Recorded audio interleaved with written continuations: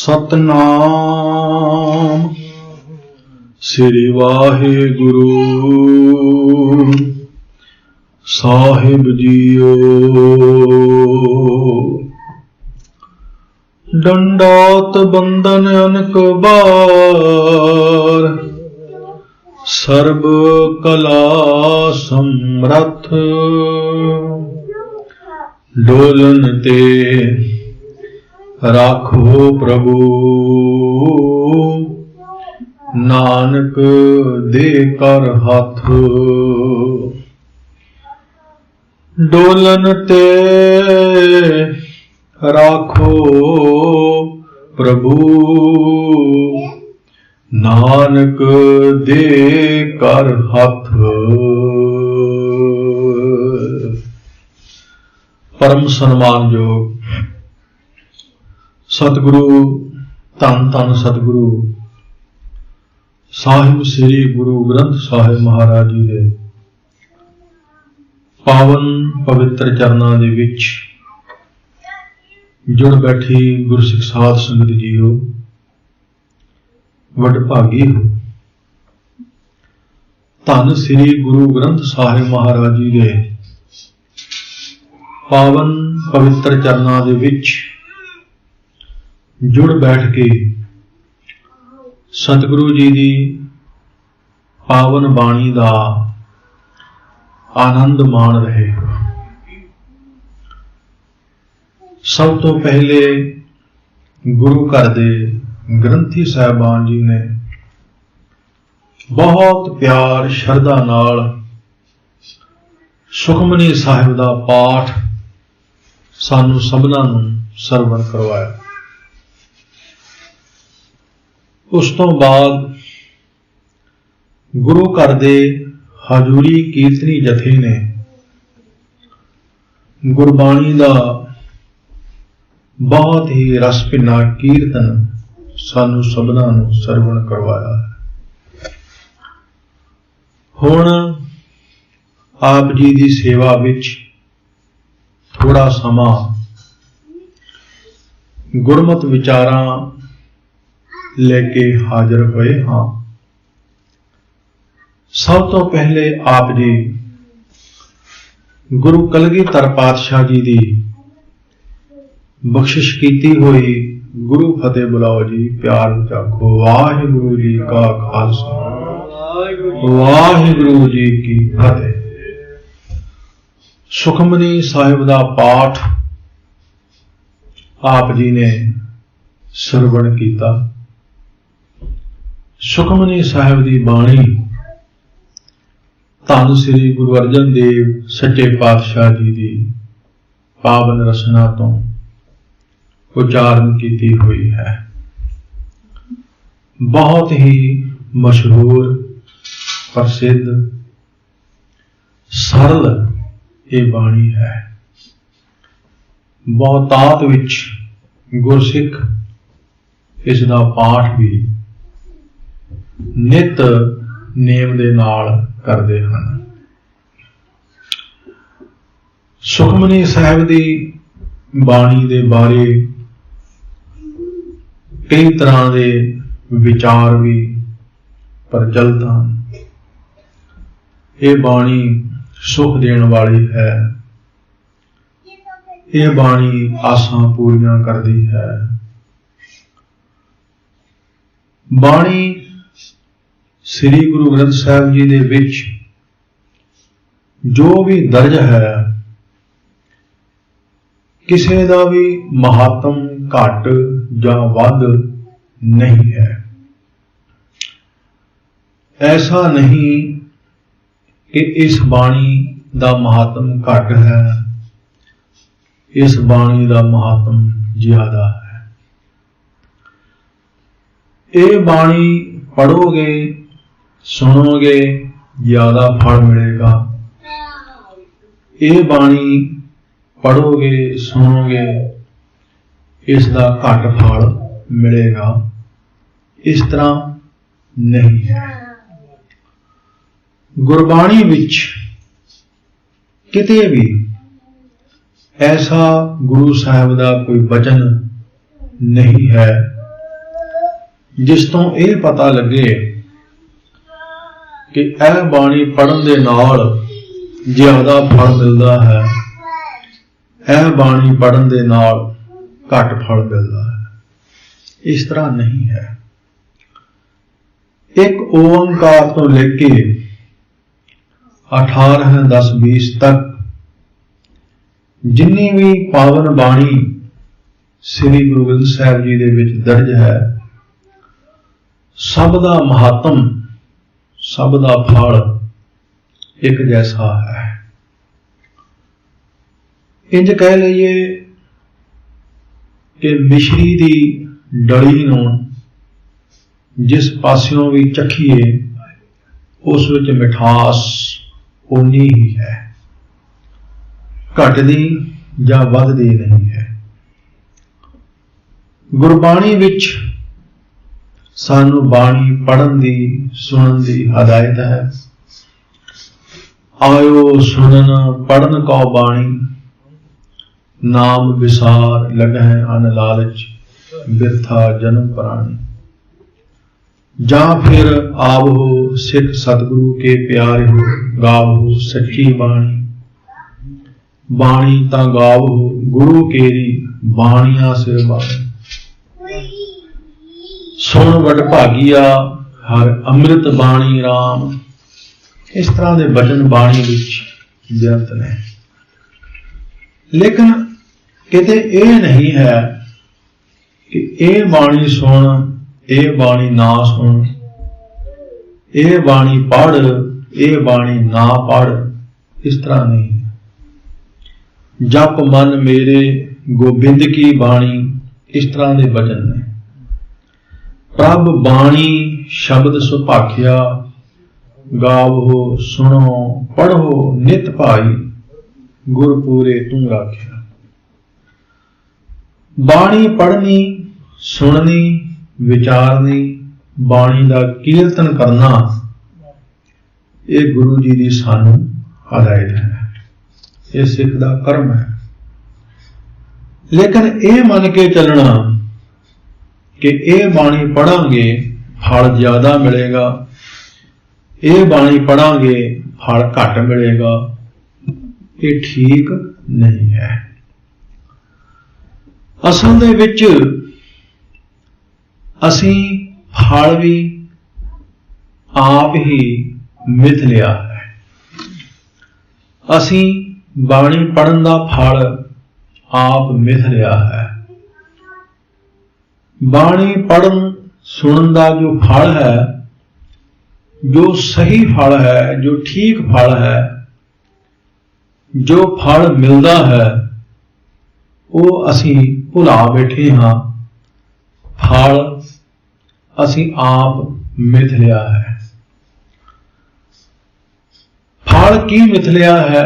जे असी ये बाणी पढ़ांगे सानू माया बहुत मिलेगी, साडा काम काज बहुत चलेगा, साडे घर धीआं पुत्र होणगे, असी जो चितवांगे वो हो जाएगा, असी जो मंगांगे वो मिल जाएगा। असी फल आप मिथ लिया है। बिल्कुल इस तरह जिवें कोई घर विच सेबां दा बूटा ला के फल कोई होर मिथ लवे। मैं सेबा दा बूटा लाया है, इसनूं अंगूर लगणगे, इसनूं संतरे लगणगे, इसनूं सेब लगणगे। ये भुल गए कि बूटा असी जिस फल दा लाया है, इसनूं ओही फल लगना है। जिहड़ा फल असी मिथ लिया है वो नहीं लगना। बाणी पढ़न दा, बाणी सुनन दा जो फल है वो महान है। असी जिहड़ा फल मिथ्या है वो झूठा है, वो नाशवंत है। असी फल मिथ्या है, बाणी पढ़ांगे, सुनांगे, बाणी नाल जुड़ांगे, काम काज चंगा चलेगा, धन दौलत आवेगा, ਧੀਆਂ ਪੁੱਤਰ ਹੋਣਗੇ, ਮਾਣ ਸਤਿਕਾਰ ਮਿਲੇਗਾ, ਇਹ ਮਿਥਿਆ ਹੈ। ਲੇਕਿਨ ਇਹ ਸਾਰਾ ਕੁਛ ਉਹਨਾਂ ਦੇ ਕੋਲ ਹੈ ਜਿਨ੍ਹਾਂ ਦਾ ਬਾਣੀ ਨਾਲ ਕੋਈ ਦੂਰ ਦਾ ਵੀ ਵਾਹ ਵਾਸਤਾ ਨਹੀਂ ਹੈ। ਦੁਨੀਆ ਦਾ ਸਭ ਤੋਂ ਅਮੀਰ ਆਦਮੀ, ਉਸ ਨੂੰ ਪੁੱਛੋ ਤੂੰ ਕਿੰਨੀ ਬਾਣੀ ਪੜ੍ਹਦਾ ਹੈ, ਉਸ ਨੂੰ ਪਤਾ ਵੀ ਨਹੀਂ ਹੋਏਗਾ।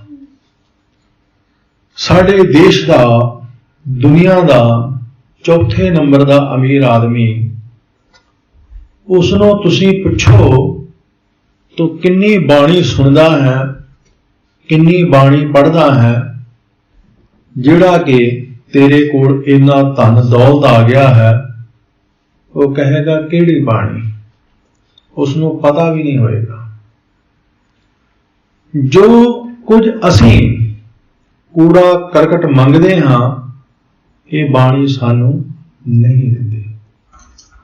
ਸਾਡੇ ਫਲ ਝੂਠੇ ਨੇ, ਸਾਡੇ ਫਲ ਕੂੜਾ ਕਰਕਟ ਨੇ, ਲੇਕਿਨ ਅਸੀਂ ਆਪਣੀ ਮੰਗ ਦੇ ਨਾਲ ਹੀ ਦੁਖੀ ਹੁੰਦੇ ਹਾਂ। ਸਾਨੂੰ ਰੱਬ ਦੁੱਖ ਨਹੀਂ ਦਿੰਦਾ, ਸਾਨੂੰ ਕੋਈ ਦੁੱਖ ਨਹੀਂ ਦਿੰਦਾ, ਸਾਡੀ ਮੰਗ ਹੀ ਸਾਡੇ ਵਾਸਤੇ ਦੁੱਖ ਹੁੰਦੀ ਹੈ। ਅਸੀਂ ਦੁੱਖ ਮੰਗਦੇ ਹਾਂ। ਗੁਰੂ ਜੀ ਨੇ ਬੜੇ ਸੁੰਦਰ ਬਚਨ ਕਹੇ ਨੇ, ਬਿਨ ਤੁਧ ਹੋਰ ਜੇ ਮੰਗਣਾ, ਸਿਰ ਦੁੱਖਾਂ ਕੈ ਦੁੱਖ। ਹੇ ਪ੍ਰਮਾਤਮਾ, ਤੇਰੇ ਤੋਂ ਬਿਨਾਂ ਜੋ ਕੁਝ ਹੋਰ ਮੰਗਣਾ ਹੈ, ਉਹ ਦੁੱਖਾਂ ਦਾ ਸ਼੍ਰੋਮਣੀ ਦੁੱਖ ਹੈ। ਅਸੀਂ ਮੰਗੀਏ ਹੇ ਪ੍ਰਮਾਤਮਾ ਮਾਇਆ ਦੇ, ਅਸੀਂ ਮੰਗੀਏ ਹੇ ਪ੍ਰਮਾਤਮਾ ਕੋਈ ਚੰਗਾ ਕੰਮਕਾਜ ਦੇ, ਅਸੀਂ ਮੰਗੀਏ ਹੇ ਪ੍ਰਮਾਤਮਾ ਕੋਈ ਪਦਵੀ ਦੇ, ਕੋਈ ਮਾਣ ਸਤਿਕਾਰ ਦੇ। ਮਹਾਰਾਜ ਕਹਿੰਦੇ ਨੇ ਦੁੱਖ ਤੇ ਤੂੰ ਖੁਦ ਮੰਗ ਰਿਹਾ ਹੈ, ਦੁੱਖ ਤੂੰ ਖੁਦ ਮੰਗ ਰਿਹਾ ਹੈ, ਤੈਨੂੰ ਦੁੱਖ ਕੋਈ ਦੇ ਨਹੀਂ ਰਿਹਾ, ਤੂੰ ਖੁਦ ਮੰਗ ਰਿਹਾ ਹੈ। ਮਹਾਰਾਜ ਕਹਿੰਦੇ ਨੇ ਵੇਣ ਤੁਧ ਹੋਰ ਜੇ ਮੰਗਣਾ, ਸਿਰ ਦੁੱਖਾਂ ਕੈ ਦੁੱਖ। ਦੇ ਨਾਮ ਸੰਤੋਖੀਆ, ਉਤਰੈ ਮਨ ਕੀ ਭੁੱਖ। ਮੰਗਣਾ ਹੈ ਪਰਮਾਤਮਾ ਦਾ ਨਾਮ ਮੰਗਣਾ। ਹੇ ਪ੍ਰਭੂ, ਤੂੰ ਚਾਹੀਦਾ ਹੈ, ਹੋਰ ਕੁਛ ਵੀ ਨਹੀਂ ਚਾਹੀਦਾ। ਜਿੱਥੇ ਤੂੰ ਆ ਗਿਆ ਹੈ, ਸਭ ਕੁਝ ਹੀ ਉੱਥੇ ਆ ਗਿਆ ਹੈ।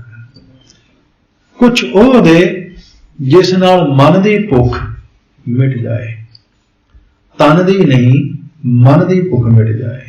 ਦੇ ਨਾਮ ਸੰਤੋਖੀਆ, ਉਤਰੈ ਮਨ ਕੀ ਭੁੱਖ। ਗੁਰ ਵਾਣ ਤ੍ਰਿਣ ਹਰਿਆ ਕੀਤਿਆ, ਨਾਨਕ ਕਿਆ ਮਨੁੱਖ। ਮਹਾਰਾਜ ਕਹਿੰਦੇ ਨੇ ਤੂੰ ਸਹੀ ਮੰਗ ਤੇ ਸਹੀ, ਆਪਣੀ ਇੱਛਾ ਤੇ ਠੀਕ ਕਰ। ਗੁਰੂ ਤੇ ਵਾਣ ਤ੍ਰਿਣ, ਜੰਗਲਾਂ ਤੋਂ ਲੈ ਕੇ ਇੱਕ ਤੀਲੇ ਤੱਕ ਹਰਿਆ ਭਰਿਆ ਕਰ ਸਕਦਾ ਹੈ। ਮਨੁੱਖ ਦੀ ਤੇ ਗੱਲ ਹੀ ਕੀ ਹੈ, ਇਹ ਤੇ ਬੜੀ ਛੋਟੀ ਬਾਤ ਹੈ। ਤੂੰ ਮੰਗ ਠੀਕ ਕਰ, ਆਪਣੀ ਇੱਛਾ ਠੀਕ ਕਰ। ਬਾਣੀ ਪੜ੍ਹਨ ਦਾ ਕੀ ਮਹੱਤਮ ਹੈ, ਬਾਣੀ ਪੜ੍ਹਨ ਦਾ ਕੀ ਫਲ ਹੈ, ਸੁਖਮਨੀ ਸਾਹਿਬ ਦਾ ਕੀ ਫਲ ਹੈ, ਇਹ ਸਾਰਾ ਮਹਾਰਾਜ ਨੇ ਸੁਖਮਨੀ ਸਾਹਿਬ ਦੇ ਵਿੱਚ ਹੀ ਦੱਸਿਆ ਹੈ। ਸੁਖਮਨੀ ਸਾਹਿਬ ਇੱਕ ਸਰਲ ਬਾਣੀ ਹੈ ਔਰ ਬਿਲਕੁਲ ਇਕਸਾਰ ਬਾਣੀ ਹੈ। ਜਦੋਂ ਅਸੀਂ ਇਹ ਬਾਣੀ ਪੜ੍ਹਦੇ ਹਾਂ, ਇਸ ਦੇ ਅਰਥ ਸਾਨੂੰ ਸੁਖੈਨ ਸਮਝ ਪੈਂਦੇ ਨੇ। ਜਦੋਂ ਅਸੀਂ ਇਹ ਬਾਣੀ ਪੜ੍ਹਦੇ ਹਾਂ, ਆਨੰਦ ਆਉਂਦਾ ਹੈ, ਕਿਉਂਕਿ ਇਕਸਾਰ ਹੈ। ਅਰਥ ਸਮਝਣ ਵਿੱਚ ਸੁਖੈਨ ਹੈ, ਪੜ੍ਹਨ ਵਿੱਚ ਸੁਖੈਨ ਹੈ। ਇਸ ਲਈ ਬਾਣੀ ਬਹੁਤ ਹਰਮਨ ਪਿਆਰੀ ਹੈ। ਇਸ ਬਾਣੀ ਦਾ ਮਹੱਤਮ ਕੀ ਹੈ, ਬਾਣੀ ਪੜ੍ਹਨ ਜਾਂ ਸੁਣਨ ਦਾ ਫਲ ਕੀ ਹੈ, ਉਹ ਮਹਾਰਾਜ ਨੇ ਸੁਖਮਨੀ ਸਾਹਿਬ ਦੇ ਜੋ 24ਵੀਂ ਅਸ਼ਟਪਦੀ ਦੇ 8ਵਾਂ ਪਦ ਹੈ ਉਸ ਵਿੱਚ ਵਿਸਥਾਰ ਨਾਲ ਦੱਸਿਆ ਹੈ। ਜਿਸ ਮਨ ਬਸੈ ਸੁਨੈ ਲਾਏ ਪ੍ਰੀਤ, ਤਿਸ ਜਨ ਆਵੈ ਹਰ ਪ੍ਰਭ ਜੀਤ।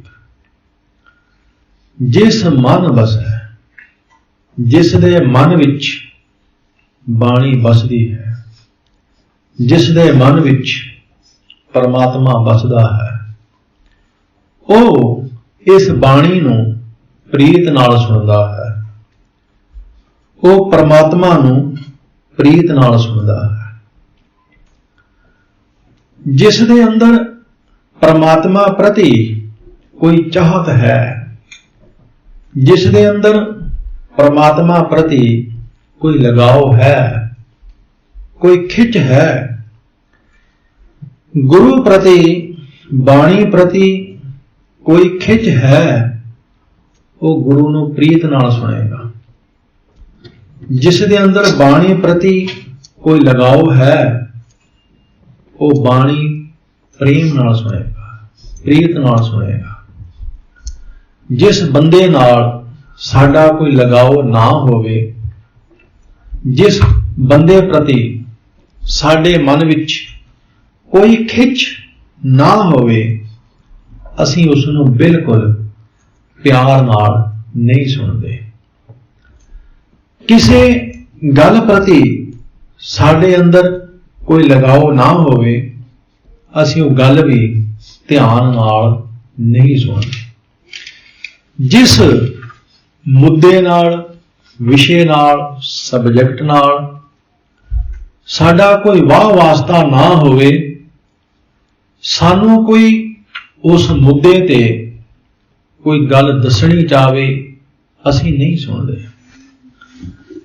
ਕਿਸੇ ਬੰਦੇ ਨਾਲ ਸਾਡਾ ਕੋਈ ਲਗਾਓ ਨਾ ਹੋਵੇ, ਕੋਈ ਵਾਹ ਵਾਸਤਾ ਨਾ ਹੋਵੇ, ਸਾਨੂੰ ਕੋਈ ਉਸ ਬਾਰੇ ਕੁਝ ਦੱਸਣਾ ਚਾਹਵੇ, ਅਸੀਂ ਨਹੀਂ ਸੁਣਦੇ। ਸੁਣਨ ਵਾਸਤੇ ਅੰਦਰ ਲਗਾਓ ਹੋਣਾ ਜ਼ਰੂਰੀ ਹੈ। ਸੰਤਾਨ ਦੇ ਅੰਦਰ, ਔਲਾਦ ਦੇ ਅੰਦਰ, ਧੀਆਂ ਪੁੱਤਰਾਂ ਦੇ ਅੰਦਰ ਆਪਣੇ ਮਾਂ-ਬਾਪ ਪ੍ਰਤੀ ਪਿਆਰ ਹੈ, ਲਗਾਓ ਹੈ, ਉਹ ਗੱਲ ਧਿਆਨ ਨਾਲ ਸੁਣਨਗੇ। ਅਗਰ ਨਹੀਂ ਹੈ, ਬੁੱਢਾ ਕੀ ਬੋਲੀ ਜਾ ਰਿਹਾ ਹੈ, ਕੋਈ ਨਹੀਂ ਸੁਣਦਾ। ਜਿੱਥੇ ਲਗਾਓ ਨਹੀਂ, ਜਿੱਥੇ ਚਾਹਤ ਨਹੀਂ, ਉੱਥੇ ਸਰੋਤ ਨਹੀਂ। ਸਰੋਤ ਉੱਥੇ ਬਣਦੀ ਹੈ ਜਿੱਥੇ ਕੋਈ ਲਗਾਓ ਹੈ। ਮਹਾਰਾਜ ਕਹਿੰਦੇ ਨੇ, ਜਿਸ ਮਨ ਬਸੈ ਸੁਨੈ ਲਾਏ ਪ੍ਰੀਤ। ਜਿਸ ਦੇ ਮਨ ਵਿੱਚ ਪਰਮਾਤਮਾ ਦੀ ਕੋਈ ਚਾਹਤ ਹੈ, ਪਰਮਾਤਮਾ ਨਾਲ ਕੋਈ ਪਿਆਰ ਹੈ, ਗੁਰੂ ਨਾਲ ਕੋਈ ਲਗਾਓ ਹੈ, ਉਹ ਪਰਮਾਤਮਾ ਨੂੰ ਪ੍ਰੀਤ ਨਾਲ ਸੁਣੇਗਾ, ਪਿਆਰ ਨਾਲ ਸੁਣੇਗਾ, ਲਗਾਓ ਨਾਲ ਸੁਣੇਗਾ। ਸੁਣਨ ਦਾ ਬੜਾ ਮਹੱਤਵ ਹੈ। ਸਾਰਾ ਸੰਸਾਰ ਸੁਣਨ ਤੇ ਖੜਾ ਹੈ, ਸਾਰਾ ਧਰਮ ਸੁਣਨ ਤੇ ਖੜਾ ਹੈ।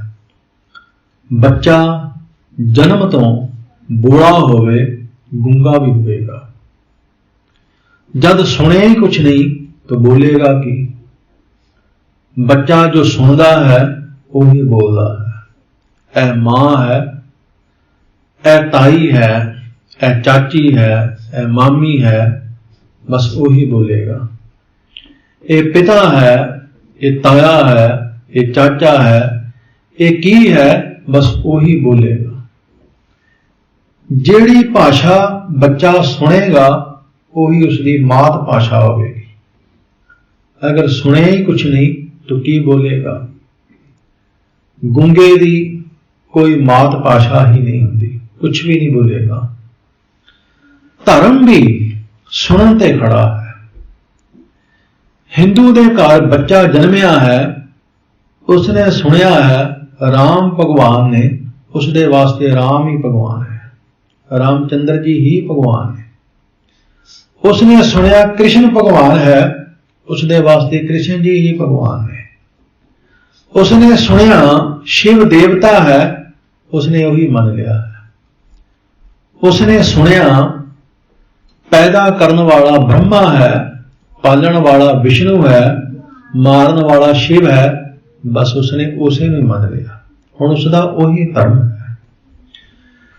इस्लाम दे घर विच बच्चा जन्मिया है, उसने जो सुनिया उसका वही धर्म है। सिख दे घर विच बच्चा जन्म लिया है, उसने जो सुनिया उसका वही धर्म है। धर्म शुरू हुंदा है सुनन तो, संसार शुरू हुंदा है सुनन तो। इसलिए धर्म की दुनिया विच जिन्नी स्रोत गहरी होवेगी, डूंगी होवेगी, उन्ना ही मनुख धर्म दे नेड़े होवेगा। असीं गुरु की बाणी नूं जिन्ना डीपली, जिन्ना डुंघाई विच सुनांगे, उन्ने ही असीं गुरु दे नेड़े हुंदे जावांगे। महाराज कहंदे ने, जिस मन बसै सुनै लाए प्रीत, तिस जन आवे हर प्रभ चेत। उसदे ही चित्त विच परमात्मा आवेगा। जिस दे मन विच परमात्मा प्रति कोई लगाव है, वो परमात्मा नूं प्रीत नाल सुनेगा ते उसे दे चित्त विच परमात्मा आवेगा। धर्म शास्त्र यही कहते आ रहे ने, रब नूं चेते रखो, रब नूं चेते रखो। क्योंकि मनुख की चेतना अपने नूं चेते रखती है, बेगाने नूं कदे चेते नहीं रखती। साडी चेतना एक ऐसा चुंबक है, ये अपने नूं फड़दा है, दूसरे नूं फड़दा ही नहीं है। मनुख नूं अपना ही परिवार चेते है, अपना ही संसार चेते है, दूसरे का नहीं। अपना धन चेते है, अपना मित्र चेते है, दूसरे का नहीं। विद्वान पुरुष कहते हैं, मनुख नूं अपना दुश्मन चेते है, दूसरे का दुश्मन भी चेते नहीं है। इसनूं अपना ही चेते आउंदा है, बेगाना, ओपरा, पराया इसनूं कदे चेते नहीं आउंदा। रब, परमात्मा, गुरु इसनूं तां चित्त विच आवेगा जिस दिन ये परमात्मा नूं अपना समझेगा, गुरु नूं अपना समझेगा। महाराज कहते ने, माया मोह सगल जग छाया, कामण देख काम लुभाया, सुत कंचन स्यों हेत वधाया, सब किछ अपना एक राम पराया। मनुख ने सब कासी नूं अपना समझिया है, लेकिन अपना नहीं समझिया, रब नूं अपना नहीं समझिया, परमात्मा नूं अपना नहीं समझिया। जो पराया है उसनूं इसने अपना समझ लिया है, जो अपना है उसनूं इसने पराया समझ लिया है। गुरु अर्जन देव जी महाराज इस तरह के वचन सानू समझाउंदे हन। जो परायो सोई अपना, जो तज छोड़न तिस स्यों मन रचना। महाराज कहते ने, जो पराया है, मनुख कहता यही मेरा अपना है। जो छड़ जाना है, बस उसदे नाल रचिया मिचिया होया है। धन दौलत छड़ जाना है, बस उसे नूं कहता है मेरा है। जो परमात्मा इस दे नाल निभना है, उसनूं ही अपना समझदा ही नहीं है, उसनूं अपना जानदा ही नहीं है। परमात्मा चित्त विच तां ही आवे जे उसनूं ही अपना समझ लवे। महाराज कहंदे ने, जे तेरे मन विच कोई थोड़ी बहुत चाहत होवे, परमात्मा प्रति कोई लगाव होवे, तो उसनूं ध्यान नाल सुनेगा। जदों तू उसनूं ध्यान नाल सुनेगा, प्रीत नाल सुनेगा, वो तेरे चित विच आवेगा, परमात्मा तेनू याद आवेगा। जिस मन बसै सुनै लाए प्रीत, तिस जन आवे हर प्रभ चीत। जन्म मरण ताका दुख निवारै। बस जदों परमात्मा चित विच आ गया, अपने आप ही तेनू फल मिलना शुरू हो जाएगा। तेनू पता भी नहीं लगेगा कि मैनू फल मिलन लग पिया है, तेनू पता भी नहीं लगेगा। बिल्कुल इस तरह जिवें कोई रोगी दवाई खांदा है, रोग कदों बाहर जाता है उसनों कोई पता नहीं है। उसनों कोई पूछे तो दवाई खाधी किन्ने बजे खाधी, किस टाइम ते खाधी, किवें खाधी, वो दस देवेगा। मैं दवाई इस टाइम ते खाधी, इंज खाधी। हुण उसनों पुछो तेरा रोग किन्ने बजे किस दिन तेनू छड्ड के गया, ये भी दस। वो की दसेगा? कुछ भी नहीं। महाराज कहते हैं जदों तेरे चित विच परमात्मा वस गया है, तेरी चेतना विच परमात्मा चला गया है, बस उत्थों ही फल शुरू हो जाएगा। फल मिलना तेनू शुरू हो जाएगा। तेरी चेतना पवित्र होनी शुरू हो जाएगी, तेरी सोच पावन होनी शुरू हो जाएगी, तेरी चेतना विचों विकार निकल जाएंगे, तेरी सोच विचों विकार भज जाएंगे, तेरे अंदर पावनता पवित्रता बन जाएगी। अंदरों पवित्र हुंदियां ही, सोच पवित्र हुंदियां ही बस तेनू फल मिलना शुरू हो गया है। बाणी पढ़न दा, बाणी सुनन दा यही फल है। सोच दा पवित्र हो जाना, जो चेतना है उसका पावन हो जाना, यही फल है। महाराज कहते ने जन्म मरण ताका दुख निवारै। जन्म मरण ये सब तो वड्डे दुख ने। बाहरी जन्म मरण नहीं, साडे अंदर जन्म मरण चल रहा है। साडा अंदरला जन्म मरण ही बाहरले जन्म मरण नूं पैदा करता है। साडे अनुसार कुछ हो गया, साडा जन्म है। साडी सोच तो कुछ उल्ट हो गया, मरण है। साडी पार्टी जीत गई तो जन्म है, हार गई मरण है। अगर लॉटरी पाई सी निकल आई, जन्म है, नहीं निकली मरण है। जो सोचा सी हो गया, जन्म है, उस तो उल्ट हो गया मरण है। ये साडे अंदर जन्म मरण चल रहा है। मैं इन्ना प्रॉफिट धार के बिजनेस शुरू किया सी, हो गया जन्म है, घाटा पै गया मरण है। साडे अंदर जो उतराव चढ़ाव चलता है, साडे अंदर जो साडी चेतना हानि लाभ नफा नुकसान सुख दुख इस विच ठेडे खा रहा है, बस इसे नूं कहंदे ने अंदरला जन्म मरण। साडे अंदर जन्म मरण चल रहा है। बाबा शेख फरीद जी कितना सुंदर समझाते ने, फरीदा मन मैदान कर टोए टिब्बे लाए। फरीद कहंदे ने मन नूं मैदान बना।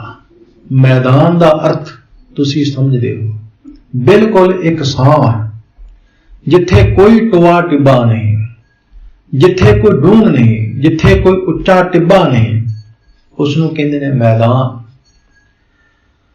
जिहड़ी थां उच्ची नीवी होवे उसनूं मैदान नहीं कहंदे, उसनूं मैदान बनाना पैंदा है।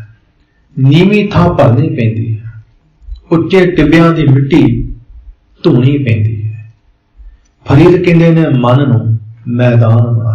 फरीदा मन मैदान कर टोए टिब्बे लाए। ये जो तेरे अंदर टोए टिब्बे हैं, टोए टिब्बे टोआ नीवा टिब्बे उच्चे, ਉੱਚਾ ਨੀਵਾਂਪਨ ਹੈ।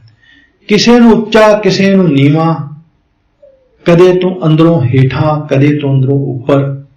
ਇਹ ਖਤਮ ਕਰ, ਇੱਕ ਸਾਰ ਹੋ। ਇਸ ਨੂੰ ਕਹਿੰਦੇ ਹਨ ਜਨਮ ਮਰਨ। ਗੁਰੂ ਜੀ ਕਹਿੰਦੇ ਨੇ ਜਦੋਂ ਤੂੰ ਪਰਮਾਤਮਾ ਨੂੰ ਚਿੱਤ ਵਿੱਚ ਵਸਾ ਲਵੇਂਗਾ ਤਾਂ ਤੇਰੇ ਅੰਦਰਲੇ ਟੋਏ ਟਿੱਬੇ, ਤੇਰੇ ਅੰਦਰਲਾ ਜਨਮ ਮਰਨ ਖਤਮ ਹੋ ਜਾਏਗਾ। ਜਨਮ ਮਰਨ ਤਾਕਾ ਦੁਖ ਨਿਵਾਰੈ, ਦੁਲਭ ਦੇ ਤਤਕਾਲ ਉਦਾਰੈ। ਇਹ ਜੋ ਦੇਹੀ ਹੈ ਦੁਰਲਭ, ਇਸ ਦਾ ਤਤਕਾਲ ਸ਼ੀਘਰ ਹੀ ਉਦਾਰ ਹੋ ਜਾਏਗਾ। ਭਾਵ ਇਹ ਸਫਲ ਹੋ ਜਾਏਗੀ।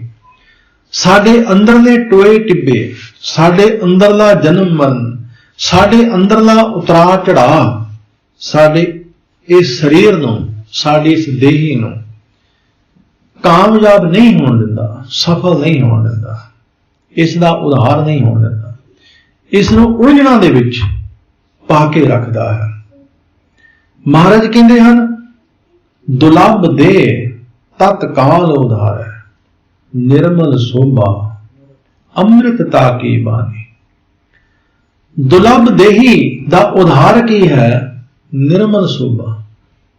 ਹੁਣ ਤੇਰੀ ਸੋਭਾ ਪਵਿੱਤਰ ਹੈ, ਹੁਣ ਤੇਰੀ ਸੋਭਾ ਪਾਵਨ ਹੈ। ਅੰਮ੍ਰਿਤਤਾ ਕੀ ਬਾਣੀ, ਬਾਣੀ ਵਿੱਚ ਵੀ ਅੰਮ੍ਰਿਤ ਹੈ।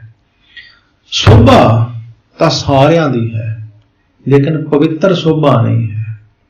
ਬਹੁਤਿਆਂ ਦੀ ਸੋਭਾ ਡਰ ਦੇ ਨਾਲ ਮੈਲੀ ਹੁੰਦੀ ਹੈ। ਸੋਭਾ ਕਰਨੀ ਪੈਣੀ ਹੈ। ਅਗਰ ਸੋਭਾ ਨਾ ਕੀਤੀ, ਇਸ ਦੀ ਖੁਸ਼ਾਮਦੀ ਨਾ ਕੀਤੀ, ਤਾਂ ਉਸ ਦਾ ਖਮਿਆਜਾ ਭੁਗਤਣਾ ਪਏਗਾ, ਕਰਨੀ ਪੈਣੀ ਹੈ। ਉਹ ਨਿਰਮਲ ਸੋਭਾ ਨਹੀਂ ਹੈ, ਉਹ ਤੇ ਮੈਲੀ ਸੋਭਾ ਹੈ। ਉਸ ਨੂੰ ਸੋਭਾ ਨਹੀਂ ਕਹਿੰਦੇ, ਉਸ ਨੂੰ ਤੇ ਖੁਸ਼ਾਮਦੀ ਕਹਿੰਦੇ ਨੇ। ਰੱਬ ਦੀ ਵੀ ਮਨੁੱਖ ਸੋਭਾ ਕਰਦਾ ਹੈ, ਮੈਲੀ ਸੋਭਾ ਕਰਦਾ ਹੈ। ਨਾ ਕੀਤੀ ਕਿਤੇ ਰੱਬ ਕੋਈ ਡਾਂਡੀ ਨਾ ਦੇ ਦੇ। ਗੁਰੂ ਦੀ ਵੀ ਸੋਭਾ ਕਰਦਾ ਹੈ, ਮੈਲੀ ਸੋਭਾ ਕਰਦਾ ਹੈ। ਨਾ ਕੀਤੀ ਰੱਬ ਗੁਰੂ ਕਿਤੇ ਕੁਝ ਵਿਗਾੜ ਹੀ ਨਾ ਦੇਵੇ, ਕੁਝ ਨੁਕਸਾਨ ਹੀ ਨਾ ਕਰ ਦੇਵੇ। ਮਨੁੱਖ ਨੂੰ ਇਹ ਨਹੀਂ ਪਤਾ ਕਿ ਰੱਬ ਦੀ ਸੋਭਾ ਕਰ ਨਾ ਕਰ, ਇਸ ਨਾਲ ਰੱਬ ਨੂੰ ਕੋਈ ਫਰਕ ਨਹੀਂ ਪੈਂਦਾ। ਮਨੁੱਖ ਦੇ ਦਿਮਾਗ ਵਿੱਚ ਬੈਠਾ ਹੈ, ਜੇ ਮੈਂ ਸੂਰਜ ਦੀ ਸੋਭਾ ਨਾ ਕੀਤੀ, ਪਤਾ ਨਹੀਂ ਇਸਨੇ ਖਬਰਿਆ ਮੈਨੂੰ ਧੁੱਪ ਹੀ ਨਹੀਂ ਦੇਣੀ। ਇਸ ਦੇ ਦਿਮਾਗ ਵਿੱਚ ਬੈਠਾ ਹੈ, ਜੇ ਮੈਂ ਪਾਣੀ ਦੀ ਸੋਭਾ ਨਾ ਕੀਤੀ, ਪਤਾ ਨਹੀਂ ਇਸਨੇ ਮੇਰੀ ਪਿਆਸ ਹੀ ਨਹੀਂ ਬੁਝਾਣੀ। ਮੈਂ ਭੋਜਨ ਦੀ ਸੋਭਾ ਨਾ ਕੀਤੀ, ਪਤਾ ਨਹੀਂ ਇਸਨੇ ਮੇਰੀ ਭੁੱਖ ਹੀ ਨਹੀਂ ਮਿਟਾਣੀ। ਇਸ ਨੂੰ ਕੌਣ ਦੱਸੇ ਭੋਜਨ ਤੇਰੀ ਸੋਭਾ ਦਾ ਭੁੱਖਾ ਨਹੀਂ ਹੈ, ਸੂਰਜ ਤੇਰੀ ਸੋਭਾ ਦਾ ਭੁੱਖਾ ਨਹੀਂ ਹੈ।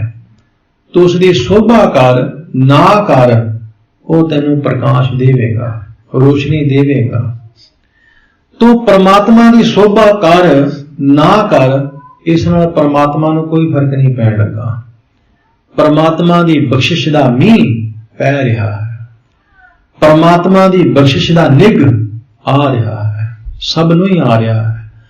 ਉਸ ਨੂੰ ਕਿਸੇ ਨਾਲ ਕੋਈ ਵੀ ਵਿਤਕਰਾ ਜਾਂ ਪੱਖਪਾਤ ਨਹੀਂ ਹੈ। ਮਹਾਰਾਜ ਕਹਿੰਦੇ ਹਨ ਨਿਰਮਲ ਸੋਭਾ, ਉਸ ਮਹਾਪੁਰਖ ਦੀ ਸੋਭਾ ਨਿਰਮਲ ਹੋਵੇਗੀ, ਪਵਿੱਤਰ ਹੋਵੇਗੀ।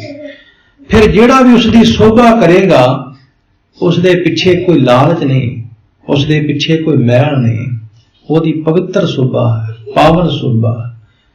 ਅੰਮ੍ਰਿਤ ਤਾਕੀ ਬਾਣੀ, ਉਸ ਗੁਰਸਿੱਖ ਦੀ ਬਾਣੀ ਅੰਮ੍ਰਿਤ ਹੈ, ਮਰਦੀ ਨਹੀਂ ਹੈ।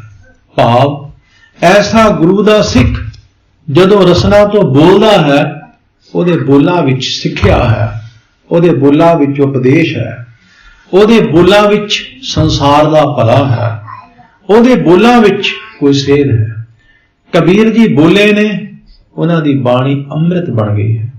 ਬਾਬਾ ਨਾਮਦੇਵ ਜੀ ਬੋਲੇ ਨੇ, ਉਹਨਾਂ ਦੀ ਬਾਣੀ ਅੰਮ੍ਰਿਤ ਹੈ। ਕਿਉਂ? ਉਹਨਾਂ ਦੇ ਬੋਲ ਕਦੇ ਮਾਰ ਹੀ ਨਹੀਂ ਸਕਦੇ, ਉਹਨਾਂ ਦੇ ਬੋਲ ਸਦੀਵੀ ਨੇ, ਉਹਨਾਂ ਦੀ ਬਾਣੀ ਸਦੀਵੀ ਹੈ।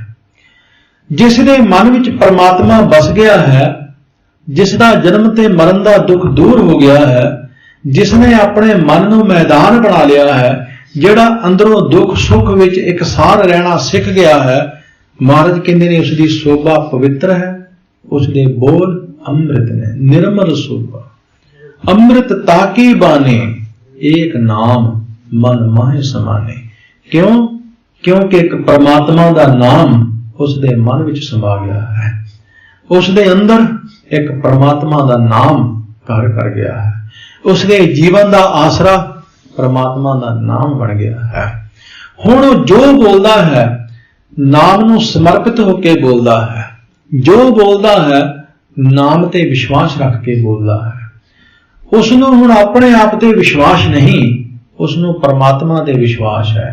वो कहता मैं नहीं बोलता, मेरे अंदर बैठा परमात्मा बोलता, हूँ आपों बोलना जानदा, मैं कहा सब हुक्माओ जीव, मैं नहीं बोलता। सतगुर की बाणी सत सत कर जानो गुर सिखो, हर करता आप मोह कढ़ाए।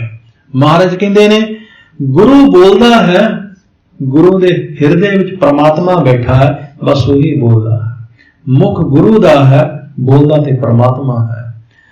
सिख बोलता है, बस जबान सिख दी हो सकती है, मुंह सिख दा हो सकता है, बोलता ते सतगुरु है। गुरु दे अंदर परमात्मा बैठा है, गुरु सिख दे हिरदे विच बैठा है। इस नूं महाराज कहते हैं निर्मल शोभा अमृत ताकी बानी, एक नाम मन माहे समानी। दुख रोग बिन से पै परम, उसदे सारे दुख रोग पै परम बिनस गए हैं। क्यों? क्योंकि दुखा विच रोगां विच घबरांदा नहीं है। दुख आया है, ये भी उसकी कोई दात है। कोई रोग आया है, ये भी उसकी कोई सिक्ख्या ही होगी। केतियां दुख भूख सद मार, ए पे दात तेरी दातार। हे परमात्मा, ये दुख भुख भी तेरी दात है। क्यों? भुख लगी है तो मैं भोजन वास्ते उद्यमशील होया, दुख आया है मैं सुख वास्ते उद्यमशील होया हाँ, ये भी तेरी दात है।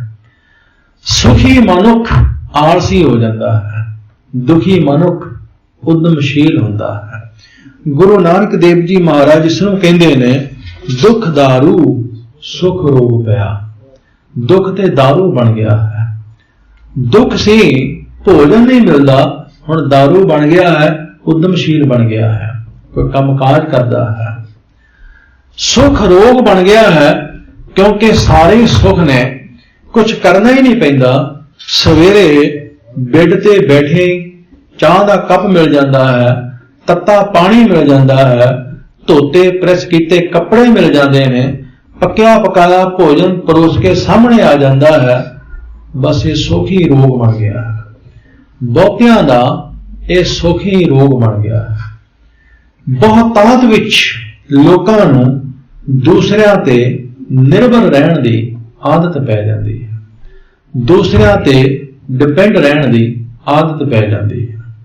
पिछले दिहाड़ियां विच मेरे एक मित्र दा मैनूं फोन आया, कहण लगा की करदा? मैं क्या मैं चाह बनाना, चाह पीण नूं दिल करदा सी तो मैं चाह बनाना। कहण लगा तेरे कोल कोई बंदा नहीं तो उसनूं कहना सी चाह बना के दे दिंदा। मैं क्या बस तुहाडी सोच विच मेरी सोच विच इन्ना कोई फर्क है। मनुख चाहता है मैनूं कुछ भी करना ना पवे, मिले सारा कुछ, सब कुछ मिले। मनुख की सोच है। दुख दारू बनता है, सुख रोग बनता है। गुरु जी कहते हैं जदों परमात्मा चित्त विच वसदा है उदों दुख ते रोग बिनस जाते हैं। अर्थात दुख दुख लगता ही नहीं, रोग रोग लगता ही नहीं। दुख विच भी वो मनुख अपने आप नूं उद्यमशील समझदा है। दुख विच भी वो मनुख नूं अपने आप नूं अंदरों शक्तिशाली बनाता है। ये बाणी दुख विच भी सानू अंदरों ताकत दिंदी है। जो विद्वान पुरुषों ने मर्यादा बनाई है कि मृतक प्राणी ते सहज पाठ रखा जाए, अखंड पाठ की भी मर्यादा बनाई जा सकती सी, पर सियाणे पुरुषों ने सहज पाठ रखा है। अगर कोई प्राणी मृतक हो जाता है, सहज पाठ रखो, क्योंकि जदों घट्टो घट 10 दिन 12 दिन घर विच बाणी का प्रवाह चलता है, परिवार बैठ के सुने, मन नूं धीरजता मिलती है, मन नूं चढ़दी कला मिलती है, मन नूं परमात्मा की रजा विच रहण दी सिक्ख्या मिलती है। होना यह चाहिए जिन्ना चिर घर विच सहज पाठ चले, सारा परिवार बैठ के सुने, ताकि किसी मृतक प्राणी करके जो उन्होंने अंदर मानसिकता गिरावट विच गई है, वो चढ़दी कला विच आवे। उन्होंने अंदरली जो ढैंदी कला है, वो चढ़दी कला विच आवे। बाणी दा आसरा उन्होंने मन नूं आवे। गुरु अर्जन देव जी महाराज कहते हैं, ये बाणी किवें निराश होया नूं आशावादी बनाउंदी है। ज्यों मंदिर को थामै थमन, त्यों गुर का शब्द मन है अस्थमन। जिवें कोई छत डिगदी होवे, उसनूं थमला दे दईए, वो छत डिग जाती है।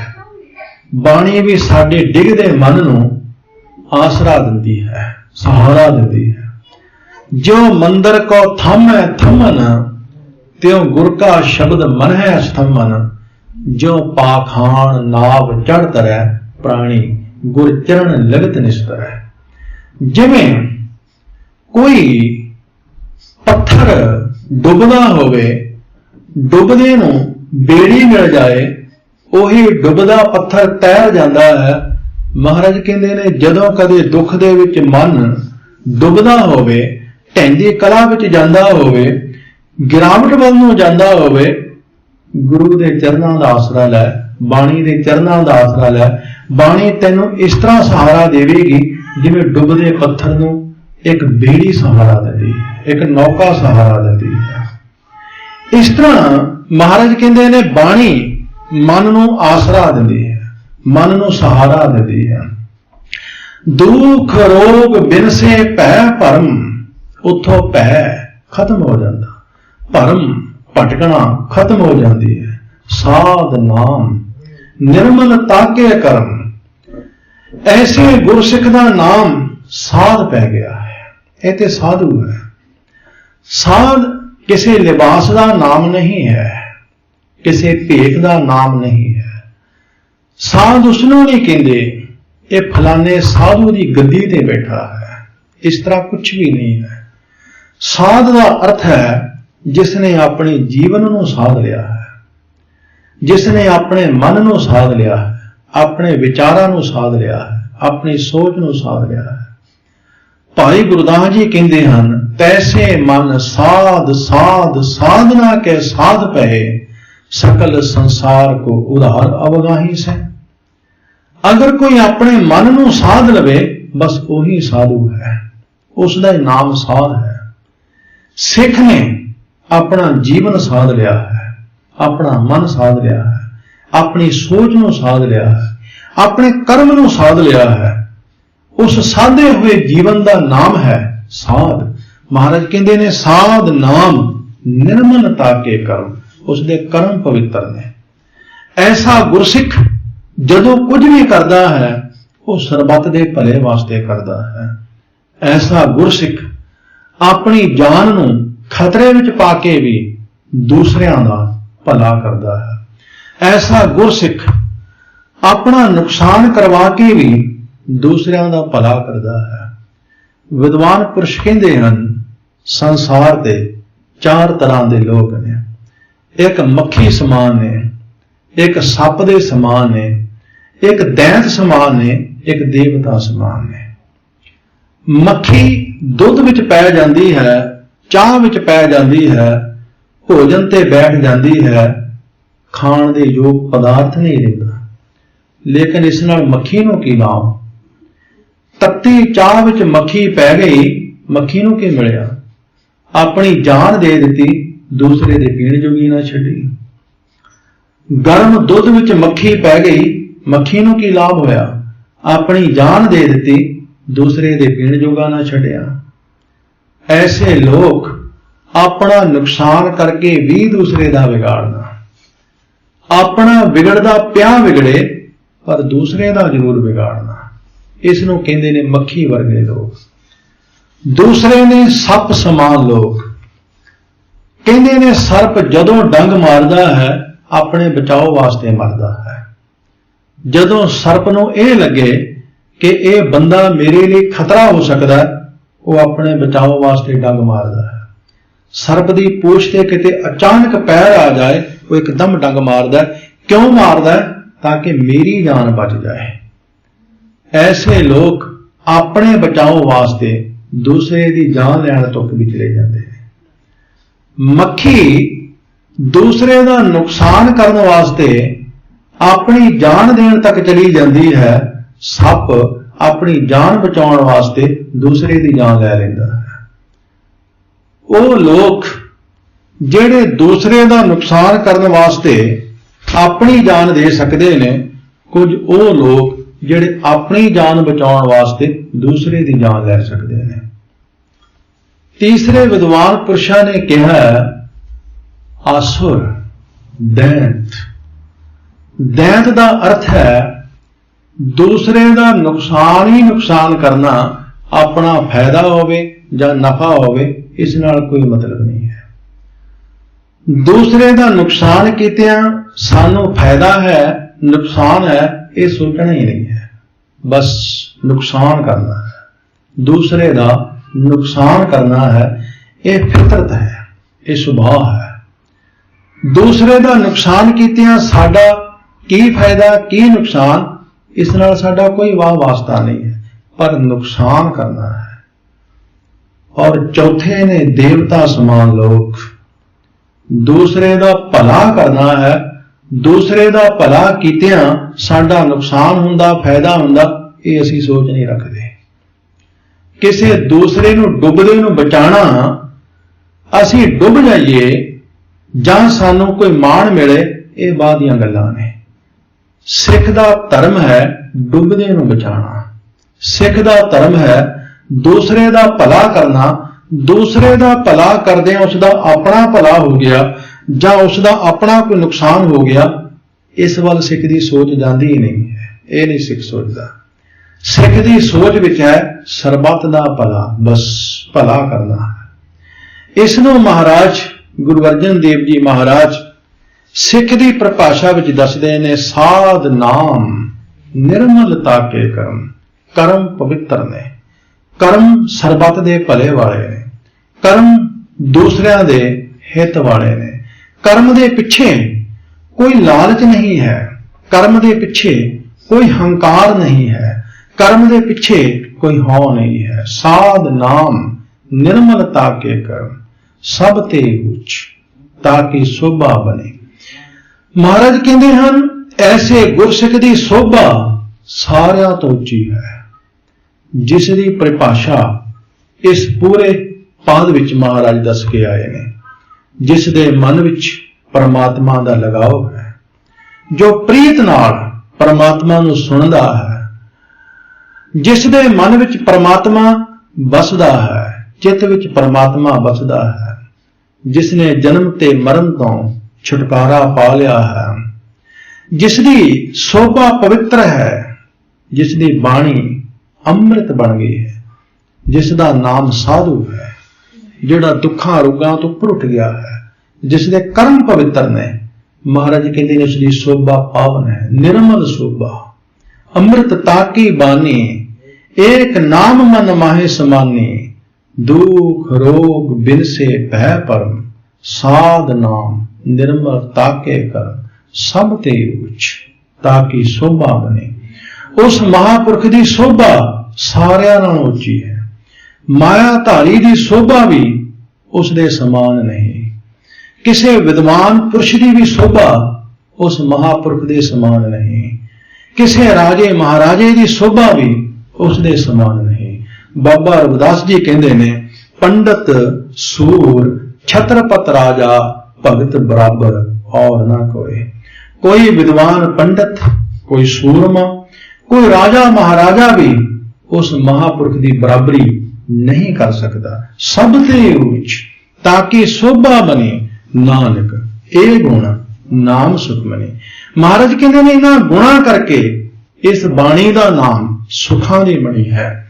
ਇਹ ਫਲ ਉਹਨਾਂ ਨੂੰ ਹਾਸਲ ਹੋ ਜਾਂਦੇ ਨੇ ਜਿਹੜੇ ਇਸ ਬਾਣੀ ਨੂੰ ਪਿਆਰ ਨਾਲ ਪੜ੍ਹਦੇ ਨੇ, ਪਿਆਰ ਨਾਲ ਸੁਣਦੇ ਨੇ।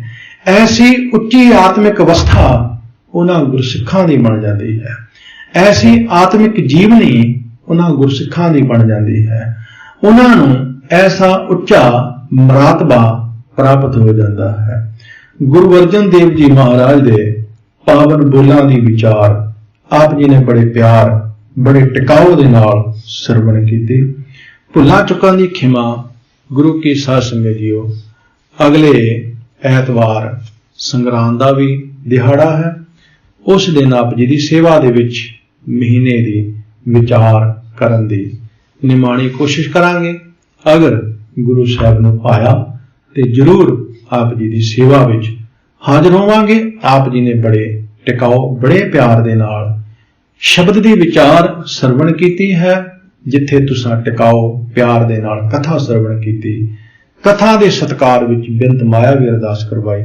ਸਤਿਗੁਰੂ ਸਭਨਾਂ ਦੀਆਂ ਕਿਰਤ ਕਮਾਈਆਂ ਵਿੱਚ ਬਰਕਤਾਂ ਪਾਉਣ। ਧੰਨ ਗੁਰੂ ਗ੍ਰੰਥ ਸਾਹਿਬ ਜੀ ਦਾ ਰੋਮ ਰੋਮ ਕਰਕੇ ਕੋਟਨ ਕੋਟ ਧੰਨਵਾਦ। ਸਤਿਗੁਰੂ ਜੀ ਆਪ ਹੀ ਸ਼ਬਦ ਦੀ ਵਿਚਾਰ ਕਰਵਾ ਲੈਂਦੇ ਹਨ, ਮਾਣ ਨਿਮਾਣਿਆਂ ਨੂੰ ਬਖਸ਼ਿਸ਼ ਕਰਦੇ ਹਨ। ਆਪ ਸੰਗਤ ਦਾ ਬਹੁਤ ਬਹੁਤ ਧੰਨਵਾਦ। ਪ੍ਰਬੰਧਕ ਵੀਰਾਂ ਦਾ ਬਹੁਤ ਬਹੁਤ ਧੰਨਵਾਦ। ਪਿਆਰ ਵਿੱਚ ਸਰਬੱਤ ਮਾਈ ਭਾਈ। ਫਤਿਹ ਬੁਲਾਓ ਜੀ। ਵਾਹਿਗੁਰੂ ਜੀ ਕਾ ਖਾਲਸਾ, ਵਾਹਿਗੁਰੂ ਜੀ ਕੀ ਫਤਿਹ।